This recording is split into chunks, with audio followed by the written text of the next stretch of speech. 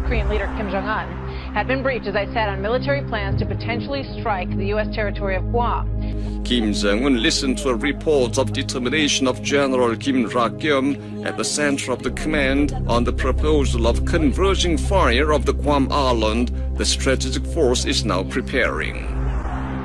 He examined the proposal in detail for a long time and discussed with leading personnel in real earnest.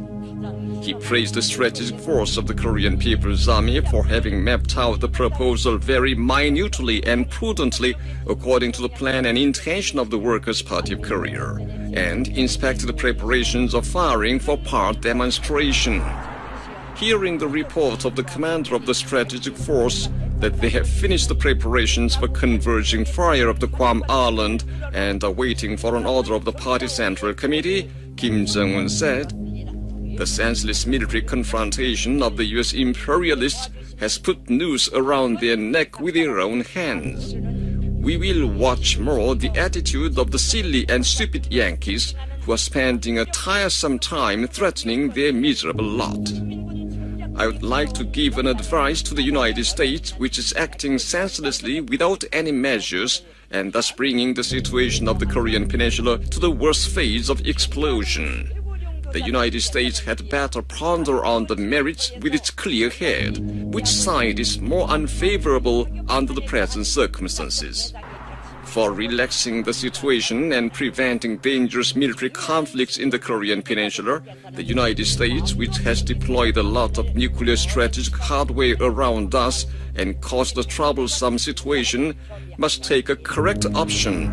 The United States must immediately stop its arrogant provocative act and unilateral demand on us and refrain from provoking us anymore. If the Yankees persist in their dangerous acts around the Korean Peninsula, testing our willpower, we will make a crucial determination as we have already declared. If they do not want to disgrace themselves in the face of the world beaten by us again, they must think reasonably and make correct judgment." Defense Secretary James Mattis warned earlier today what will happen if they dare to do that. Listen to this. If they fire at the United States, it could escalate into war very quickly. Yes, that's called war, if they shoot at it. If they do that, then it's game on. If the U.S. recklessness exceeds limit and our planned firing for power demonstrations starts, it will be the most thrilling historic moment when our passing artillerymen would strangle the windpipe of the Yankees and plunge a dagger into their neck. You should be always ready for launch, so that you can go over to a real action at any time once the party is determined. Elated by his deep trust, the service personnel of the strategic force of the Korean People's Army made a burning resolve to win the final victory in the anti-U.S. confrontation by scorching the targets of South Korea, Japan, the Pacific Operational Zone, and the U.S. mainland with the most powerful annihilative strike, flying the sacred Red Party flag and the flag of the Supreme Commander at every invincible launching pad once Kim Jong-un gives an order. Trump administration officials say they're pushing for a diplomatic solution to the North Korea crisis, even as the Pentagon examines all its military options. New reaction from North Korea. Ben? Good morning. So the North Korean government had been noticeably quiet for several days, but this morning issued a new threat through its state media. And part of that threat says, despite our warning, if the U.S. continues to wield a nuclear bat in front of a nuclear power, it will only accelerate its own self-destruction.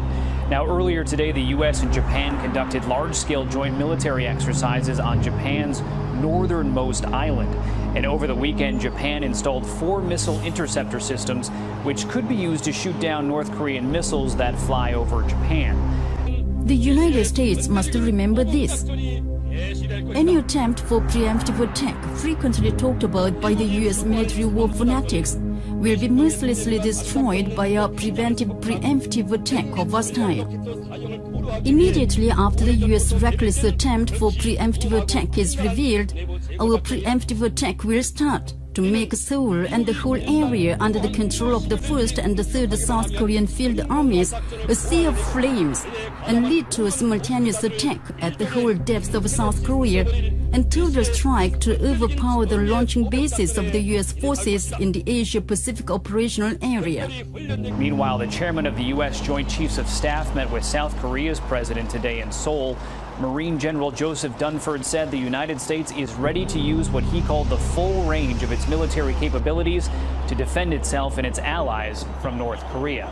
Dunford is now heading here to Beijing, where he will meet with China's military leaders. All these military moves in the ground, sea and air clearly show that the DPRK target nuclear war frenzy of Trump and the U.S. authorities has reached the extremely reckless stage beyond the scope of danger. As for the U.S. infeasible attempt to conduct a so-called beheading operation aimed at the supreme leadership of our revolution, preemptive retaliatory operation of our style to destroy the vicious plotters will start no sooner than the slightest provocation is made. Any commando troops, no matter how well trained and prepared, the notorious Navy SEAL, will be totally smashed before they are near the supreme leadership of our revolution, either in the sea and air out of the blockade line where our sovereignty is exercised, or in the southern area of the military demarcation line.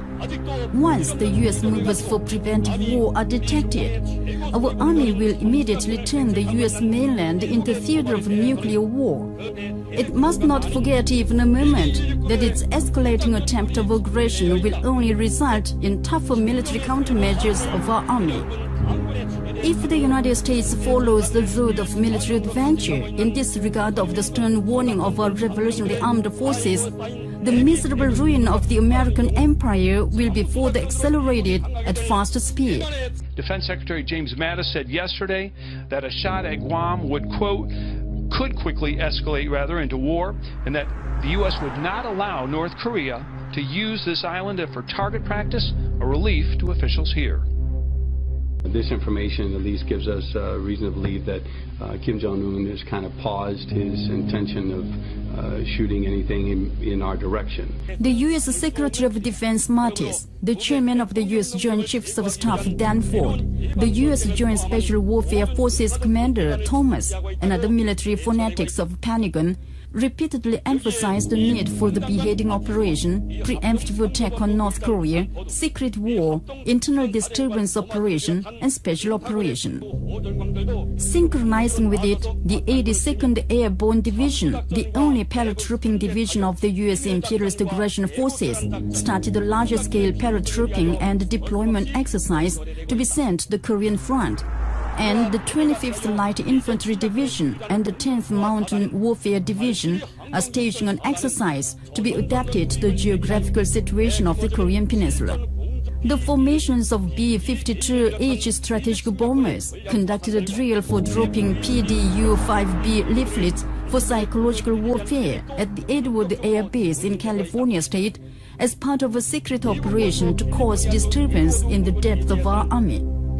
The 2 U.S. nuclear carrier striking flotillas, nuclear submarine, and many other naval forces are planned to be deployed in the waters around the Korean Peninsula.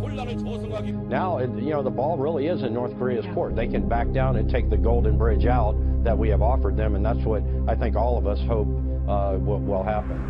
The United States must immediately give up its senseless military provocations against our country so that we cannot take such an unavoidable military option.